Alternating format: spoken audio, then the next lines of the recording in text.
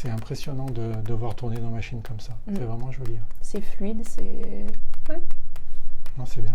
C'est bien. Je m'appelle Aude et je suis automaticienne dans le département Worldwide Engineering à BD. Je suis les projets où il y a des machines automatisées et je suis notamment les sous-traitants qui développent ces machines. Moi, je suis Franck, technicien de maintenance, spécialité élec automne.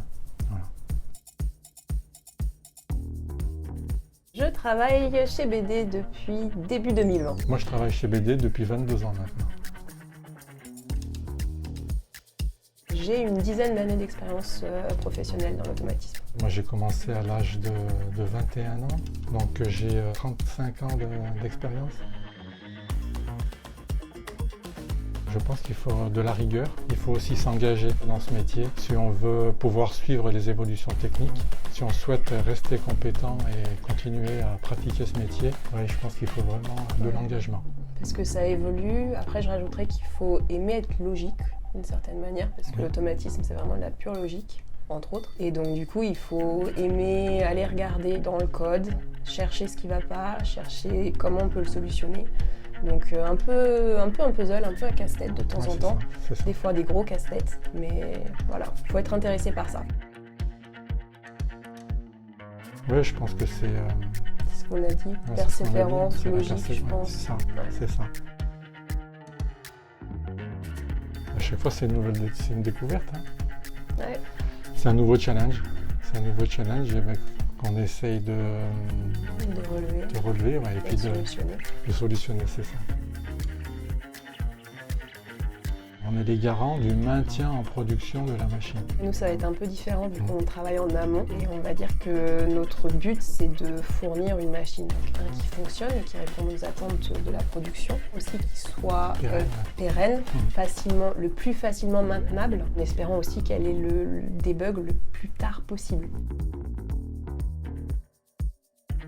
Moi, je pense qu'il faut être curieux. Et puis, ne pas avoir peur d'aller vers des choses qu'on ne connaît pas pour se former, pour s'auto-former.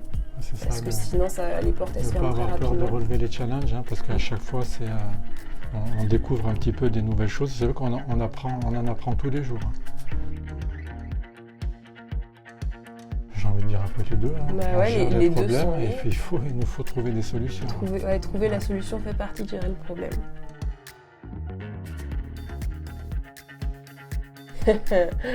Je pense qu'on serait très mal si les équipes de maintenance usine n'existaient pas. Parce que tu n'aurais pas le retour d'expérience. Il n'y aurait pas le retour d'expérience, il n'y aurait pas des gens proches de la machine, parce que une fois, je ne vais pas dire qu'on lâche le projet, mais une fois que le projet est confié aux usines, c'est plus nous qui sommes en contact direct. Donc là, on va avoir peut-être des infos ou pas beaucoup.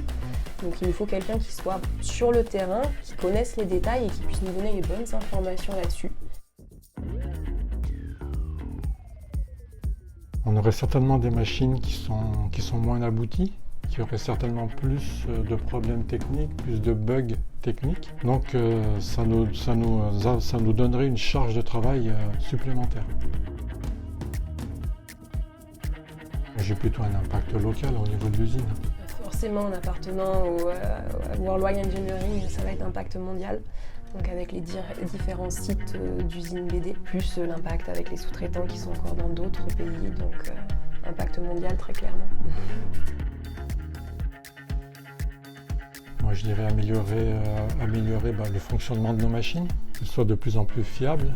Nous, il va y avoir la condition d'amélioration de tout ce qui va être production, cadence et tout pour avoir machines performantes.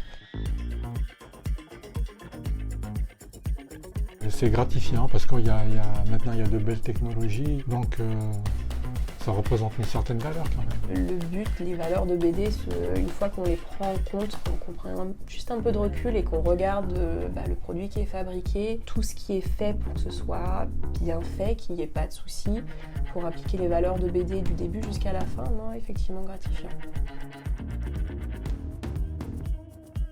Nous, déjà, on a mis en place des bennes pour trier un petit peu le matériel. Nous, on utilise de moins en moins de papier. On n'a pratiquement plus de documentation papier. Ce sont essentiellement des documentations informatique. Puis on essaye de travailler sur, quand les machines sont un peu au repos, de pouvoir les mettre dans des éco-modes, ce qu'on Dans des appelle. états de veille. Voilà, dans des états de veille pour pouvoir diminuer leur consommation quand il n'y en a pas besoin. Il faut qu'elles soient prêtes à redémarrer évidemment, mais éviter de consommer pour rien.